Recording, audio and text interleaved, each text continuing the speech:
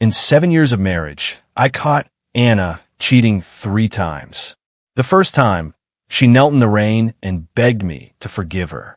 The second time, she got my parents to throw tantrums and threaten me to stop the divorce. The third time, she just gave up pretending. She just laughed, a completely hollow sound. So, did you go find someone else? Are you satisfied now? Satisfied? Absolutely. After I finally tried it, I understood the appeal. The taste of someone young and vibrant is intoxicating. But by then, it was Anna who was filled with regret. On my 29th birthday, I was alone in our empty apartment. Anna, who had promised to rush back to be with me, sent a text 2 minutes ago. Something came up, can't make it. I'll make it up to you tomorrow. Almost immediately after, her assistant, Ethan, posted an Instagram story clearly meant for me to see. It was a view from a hotel room hundreds of floors up, the entire city sprawling below.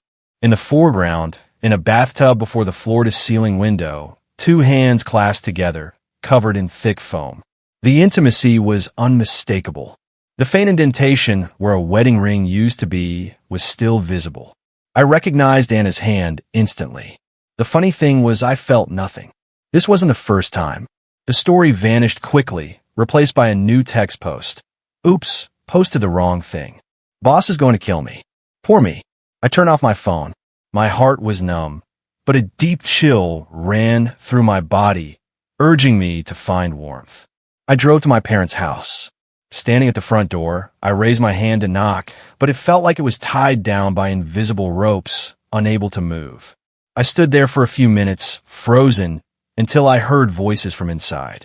It was my younger brother, Alex. Hey Mom, Dad, isn't Noah's birthday today? My mom paused. Oh, your birthday is tomorrow, right? So yeah, his must be today. Should we call him? Call him for what? My mom scoffed. We'll just celebrate his tomorrow along with yours. We do it every year. He's used to it. My dad chimed in. And is probably with him anyway. My mom's voice rose sharply. With him? She's out of town on business. Honestly, I think it's just an excuse to not be home with him. He walks around with that long face all day, like someone owes him $1 million. If he can't keep his own wife interested, who can he blame? Besides, Anna's a big shot now. What successful person doesn't have a little something on the side? He's so naive. She didn't dump him after she made it big and promised he'd always be the man of the house. That's more than most would do. He should just learn to turn a blind eye. The way he picks fights with her all the time, who could stand it? My dad and Alex murmured in agreement, and the conversation shifted. Laughter filled the house again. But I just stood outside, getting colder and colder, my teeth starting to chatter. 2 years ago, the first time I caught Anna, my world collapsed. I said only one word. Divorce. When you truly love someone, you can't tolerate betrayal. Not even when she knelt in the pouring rain all night. Not even when she claimed she was drugged and set up. I cried all night, but I wouldn't forgive her. My mom slapped me hard across the face. She pointed her finger at my nose and screamed, "You were the one who insisted on marrying her. Now you want to just throw it all away? Do you want to embarrass this entire family?" Seeing the disbelief on my face, she softened her tone. Anna was tricked by that scumbag. Just give her one more chance.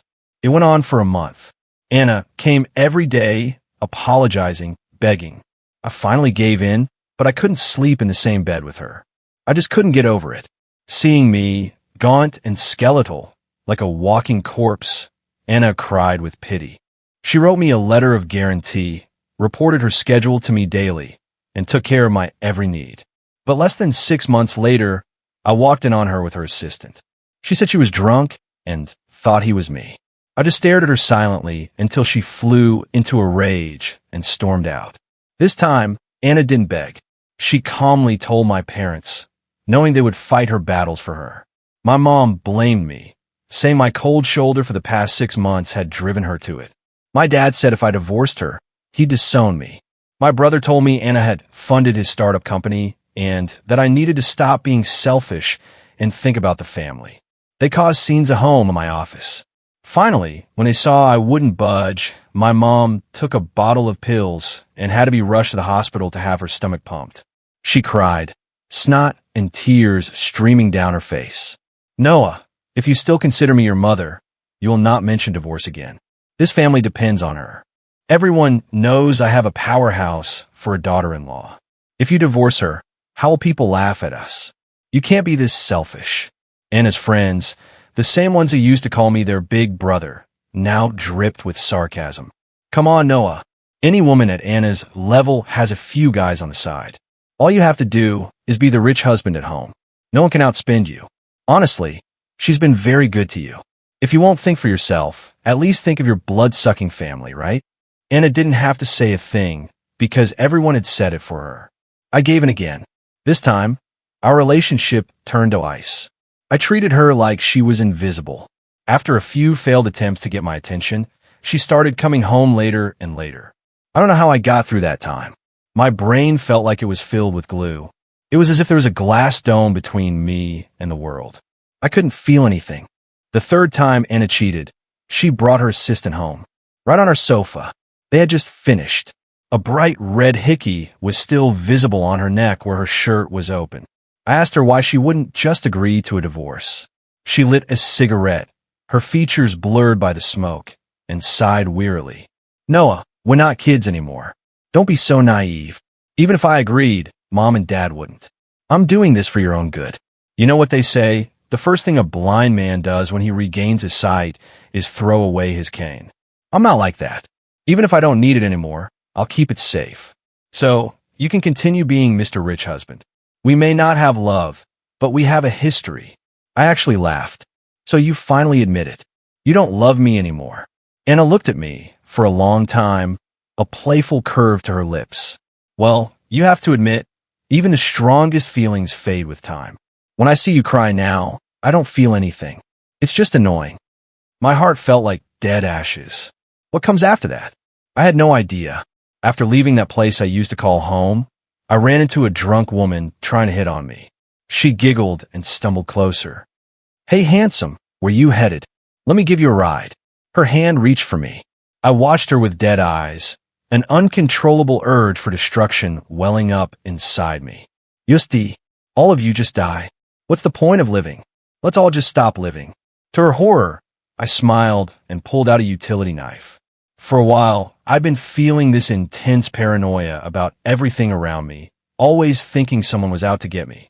Carrying a weapon was the only thing that made me feel a sliver of safety. "Well, what the hell? Are you crazy?"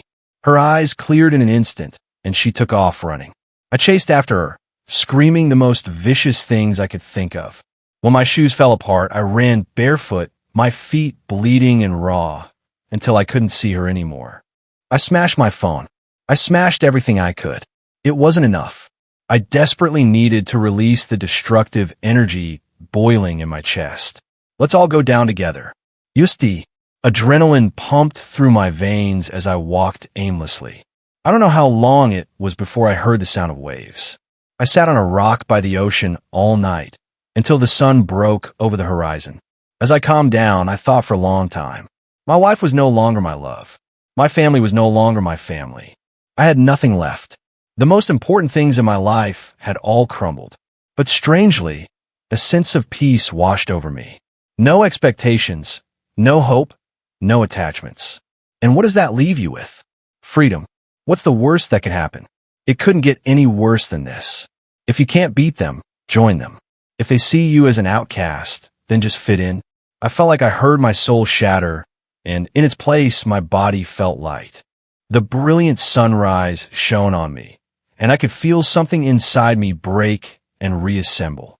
All emotions were stripped away. Nothing mattered anymore. When I opened the door to our apartment, Anna and Ethan were flirting on the sofa. The housekeeper who let me in looked awkward. "Ma'am, sir's home." Anna glanced over casually, then froze. "Your leg. What happened?" "My shoe broke. I stepped on some glass," I said calmly. Ethan chimed in with a fake pout. "Mr. Harris, I have to say, for a grown man to just disappear like that, it made the boss worry about you all night." She barely slept. He gave Anna a suggestive, doe-eyed look. Anna didn't say anything, but shot him a warning glance that lacked any real heat. Ethan stuck his tongue out playfully. I smiled. "Yeah, these cheap shoes. First they make me fall, then my phone breaks too. I guess you really do get what you pay for. So, Could you do me a favor? Go buy me the latest spring, summer limited editions from all the top brands. Money is no object. My wife has plenty of it. Ethan's face fell. He tugged on Anna's sleeve, but she was just staring at me, lost in thought. You won't even help me with that on my birthday? I prodded. Anna suddenly laughed. Fine, let him buy them for you. She patted Ethan's arm. You can go home now. I need to celebrate my husband's birthday. Ethan's tantrum deflated. He shot me a weak glare and left reluctantly. What do you want for your birthday? I looked at her. That offer you made, about an open marriage. Is it still on the table? Anna froze. She watched as I took out a new phone and aimed the camera at her. Say it again. I want proof, in case you change your mind. A flicker of understanding crossed her face, and instead of getting angry, she smiled. Don't worry. You can find someone else, and I'll be satisfied. What if you're the one who regrets it? Regret? She scoffed. If I regret it, I'm a dog. Perfect, I said. I calmly instructed the housekeeper to prepare the first floor guest room for me. Anna's eyes were fixed on my new phone. New brand. I nodded. Got tired of the old one after so many years. Thought I'd try something new. Honestly, we hadn't spoken so civilly in a long time, but I must have said something wrong. She let out a cold laugh, stood up, and walked away. Anna started to feel like something was very wrong with me. I quit the job I'd had for years. A husband of leisure shouldn't have to work, I said. He should just enjoy life. This was a shock to her. I used to be the kind of person who would never quit, no matter how tired or overworked I was. I always said it was my dignity. Now I bought sports cars, jewelry, antiques, things I'd never cared about before. I never used the black card Anna gave me, and eventually she stopped bothering. Now I took everything. I'd send her a picture of something I liked, demanding it with an almost childlike capriciousness. I got my hair permed, and my already handsome features were amplified to a perfect 10. A sense of crisis began to creep into Anna. She asked the housekeeper what I'd been doing. The housekeeper said, I went to the gym every day. Was he doing it to please her? I had always been stubborn. She knew that. Had I finally come around? Anna should have been happy, but she wasn't. A heavy feeling settled in her chest. Things were spinning out of her control. This wasn't how I was supposed to be. She lit a cigarette in her office, replaying all the strange things I'd done lately. An open marriage was impossible. Even if I'd given up on her, I would have fought for a divorce. I would never have crossed that line. The more she thought about it, the more agitated she became. Ethan was mumbling in her arms. He's getting all dressed up every day. I bet he's going out to cheat. That was the last straw. The tightly wound string in her mind snapped.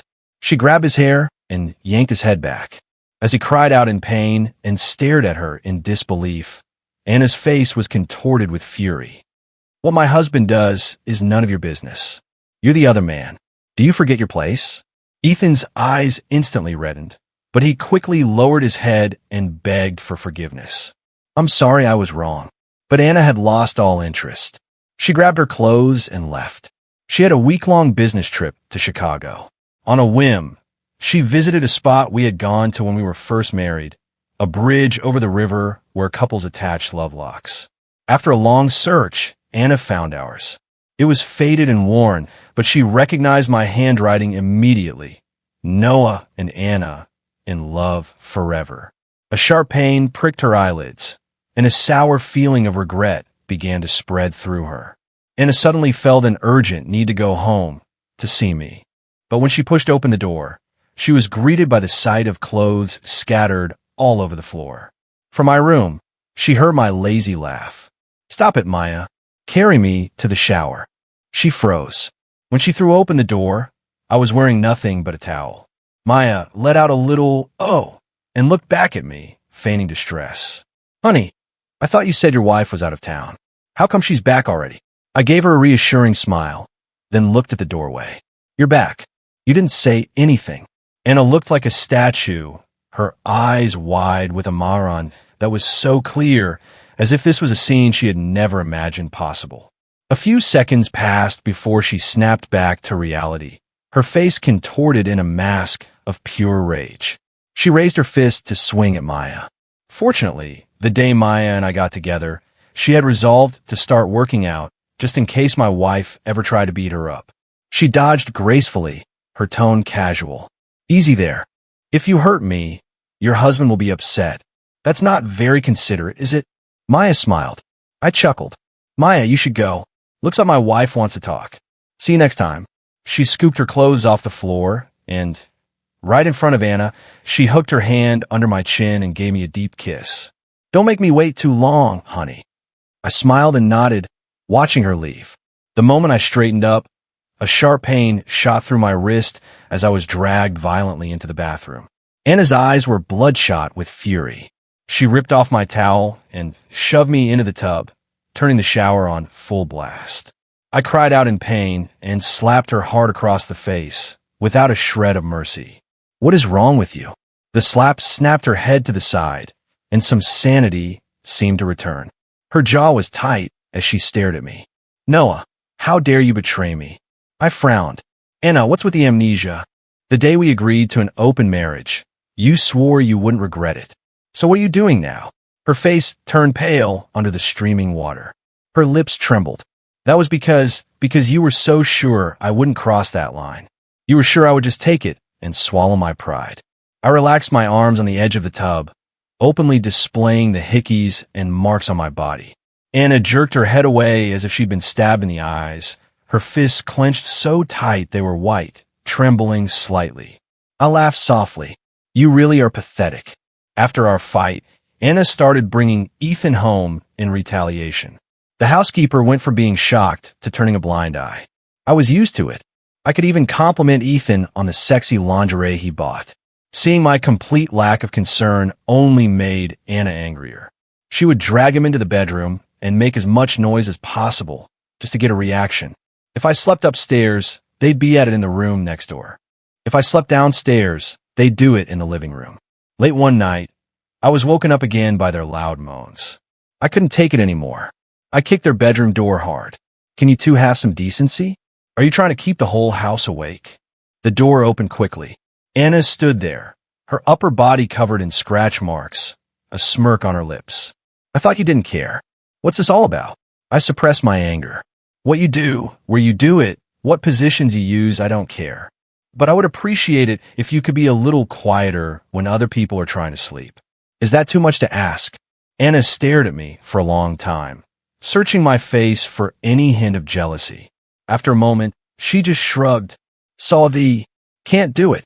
Ethan appeared behind her in a robe, leaning against her weakly. I'm sorry. I told her, but she never listens. It is her house, after all. Maybe you could just try to bear it. I just turned and went back to my room. Half an hour later, I was walking out the door with a suitcase. When Anna saw Maya in the living room, a vein throbbed in her forehead. As I passed her, she grabbed my wrist. Noah, where are you going? I shook her off in disgust. Somewhere I can actually get some sleep. Are you happy now? Anna blocked my way, her voice losing control. You're not leaving. Maya elbowed her. Excuse me. Don't crowd my man.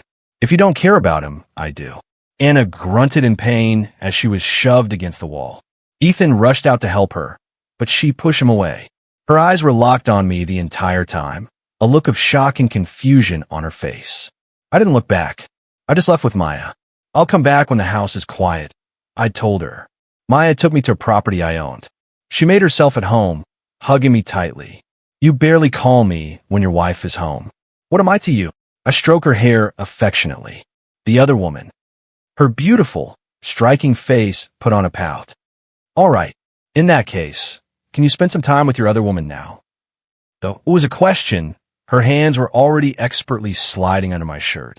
I found it hard to connect this woman with the cold, sharp-tongued person I'd met 2 months ago. My first encounter with Maya was not a pleasant one. I had just found out about Anna cheating again. My dad pretended to scold her in front of me before revealing his true intentions. He blamed me for not being able to hold on to her, criticizing my hairstyle, my body, my personality, making me feel worthless. He ended by advising me to dress better to please Anna. I threw up right in front of him, vomiting until my throat burned and my stomach churned with a sickening nausea. The joke was my dad thought I was seriously ill and happily dragged me to the hospital, only to find out it was just gastritis. He left, muttering in disappointment. I stumbled out of the hospital in a daze, moving like a zombie.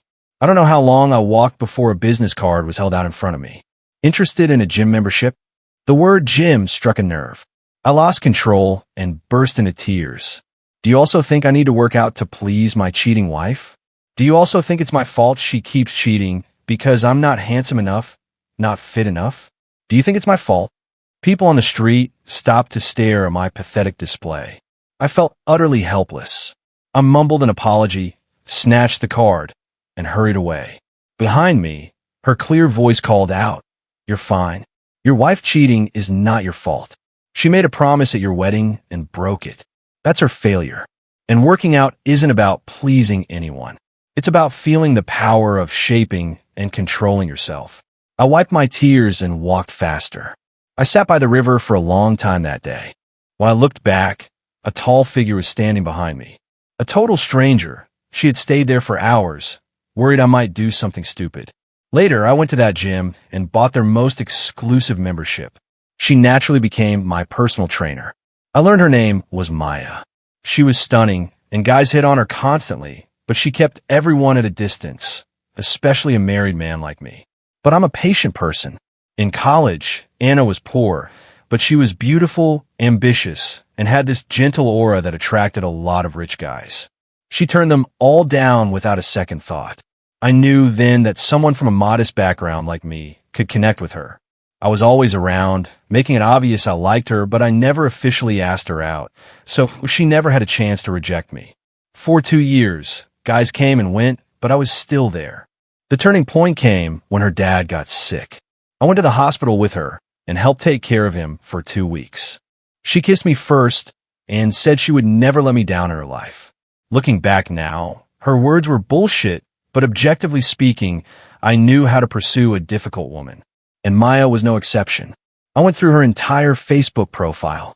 There were only a few posts, but they gave me enough information. The songs she shared, the movie stills, the topics she was interested in. I spent days absorbing it all, then casually brought it up during our training sessions. Just like that, we had something to talk about. The frequency of her replies to my messages increased noticeably. During the day, there were casual touches during workouts. At night, our minds connected on a deeper level.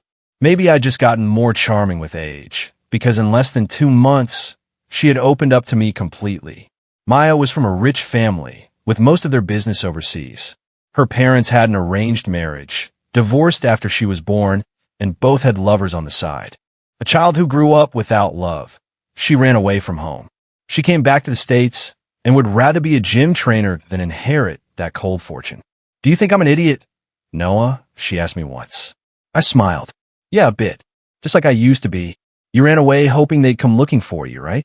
But the truth is, they'll forget you soon enough, and your inheritance will go to their other children. People who don't love you don't feel pity when they see your tears. They just feel annoyed. I'm speaking from experience." Maya stared at me, her eyes shining. "You must have been through a lot." My hand moved to her perfectly toned abs. "You just have to figure it out for yourself. Don't expect anything from anyone, and life gets a lot easier. Instead of wallowing in misery watching others have fun, you might as well find some fun for yourself." My hand strayed lower. Maya caught my hand with a sigh. "You really are just after my body, aren't you?" She paused. But speaking of fun, she didn't finish the sentence. Instead, she kissed her way down my body, proving with her actions that she could, indeed, be a lot of fun. I hadn't been living on my own for more than a few days before Anna started her drama again. Her friends added me to a group chat and spammed it with videos of her drunk at a club, calling my name. Classic Anna, always knowing exactly how to get under my skin. "Noah, no matter what, you can't just ignore her. She's about to drink herself into the hospital. Why don't you call her little lover to pick her up? She only wants you." I simply sent the video of Anna swearing she would never regret our open marriage into the chat. No one said another word. The group was quickly deleted. But then my phone rang. "Noah, Anna's really drunk. We can't handle her. Can you please just come? I'm begging you." I was about to hang up when Anna grabbed the phone. "Noah, come get me. I'll double your allowance." I was silent for 2 seconds. Address. Maya sleepily wrapped her arms around my waist. "Don't go." I kissed her. "Be good.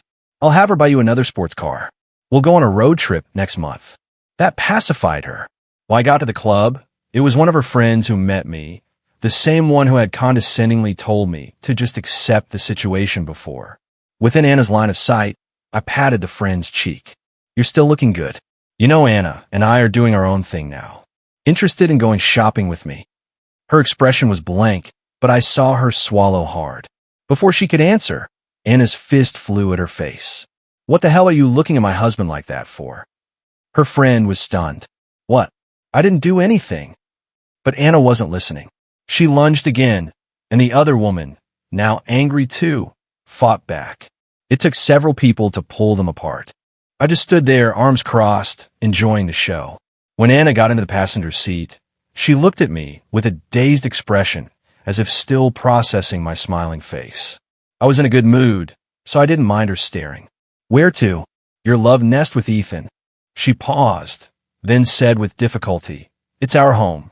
I didn't say anything. The strong smell of alcohol on her was making me feel sick. This whole car reeks of booze now. I'll have to get it detailed. You could just buy me a new one. Fine. Pick one out and send me the link. Anna closed her eyes. I thought she had fallen asleep, but then I heard her self-deprecating laugh. Is this the only thing we have to talk about now? I don't get it, I said, annoyed.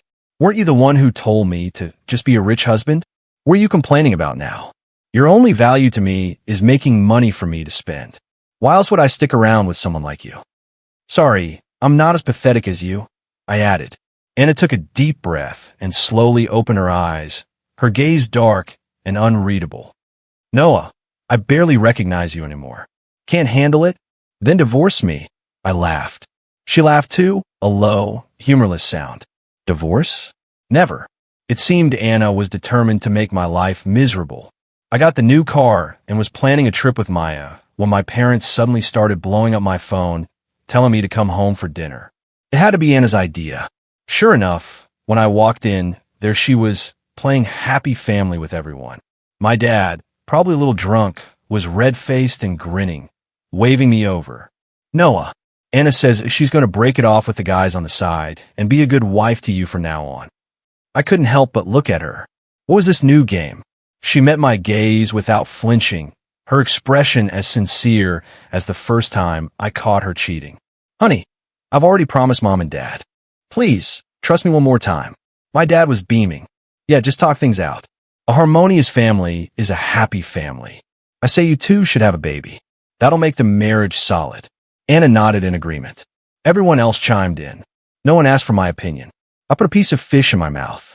When they finally finished and turned to me, I smiled faintly. What? Did Anna not tell you? I'm cheating too.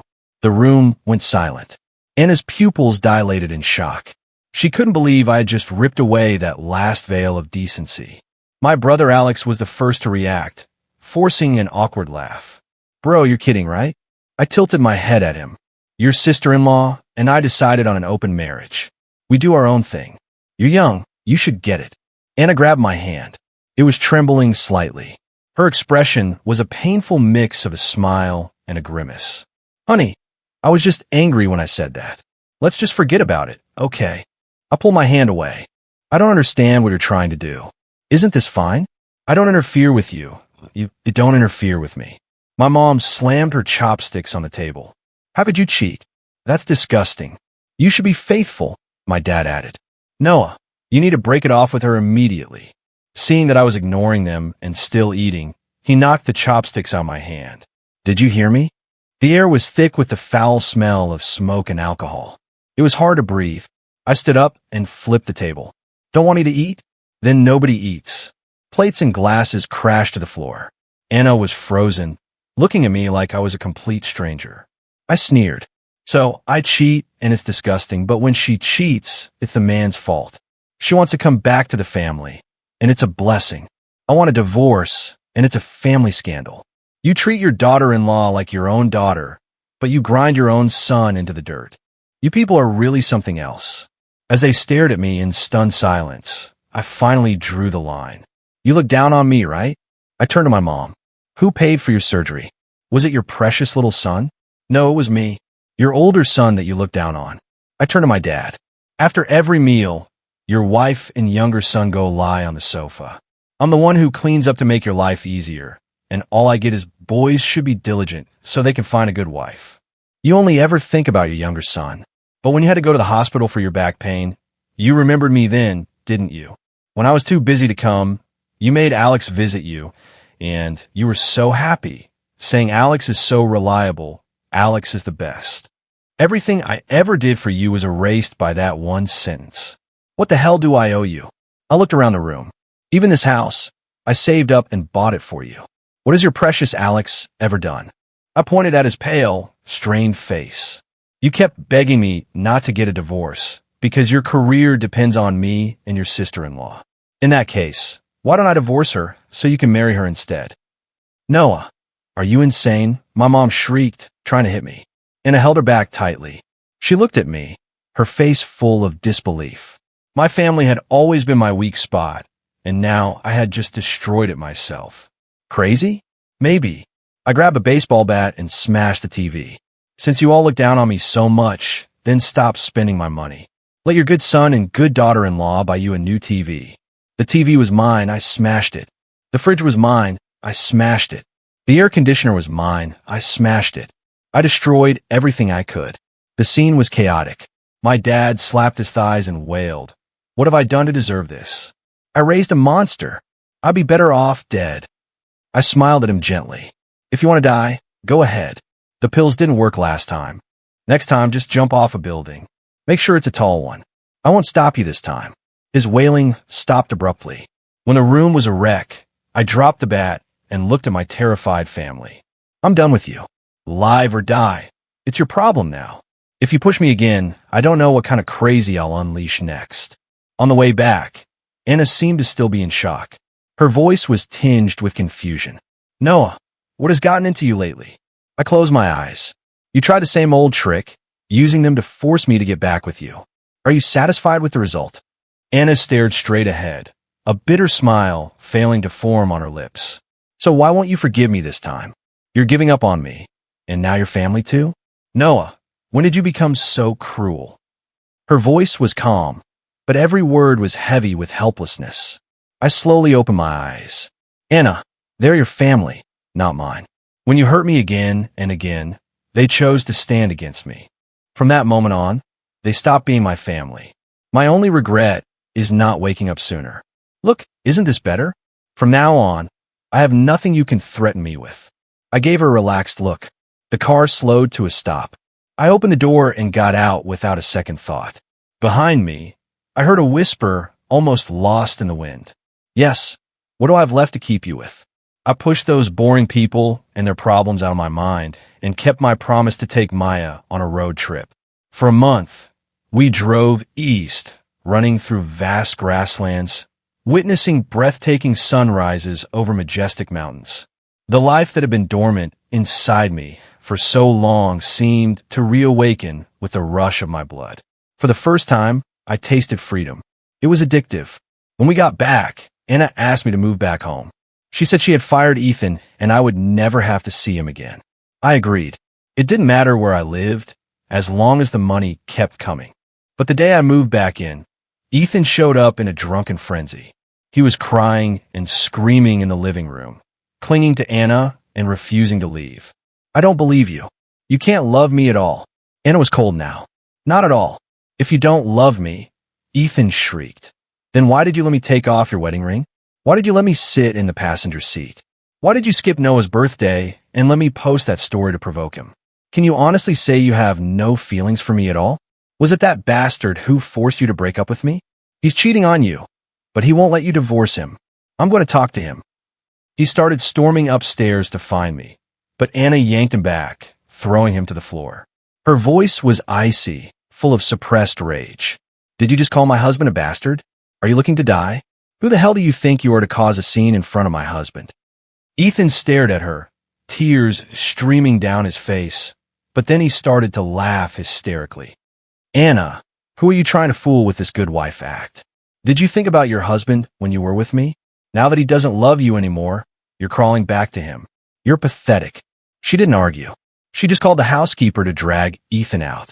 I came down the stairs. The moment our eyes met, Anna looked flustered. Honey, I've really broken off with him for good. You don't need to explain your affairs to me, I interrupted. She saw the bag in my hand. Where are you going? I opened the door without looking back. Maya isn't feeling well. I'm going to check on her. I won't be back tonight. Anna couldn't say another word. She stood there, stunned, as the door gently closed, her eyes suddenly turning red. Maya really was sick. The trip must have exhausted her, because she started running a low fever as soon as we got back. I forced her to go to the hospital for an 4 drip.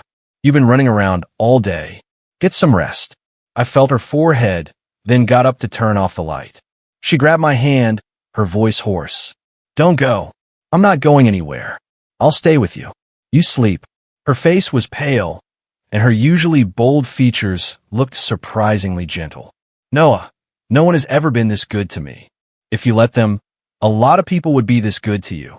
She looked at me with an almost stubborn intensity. It's not the same. I only want you. I paused, my gaze shifting downwards. In your current condition, I don't think you're up for it.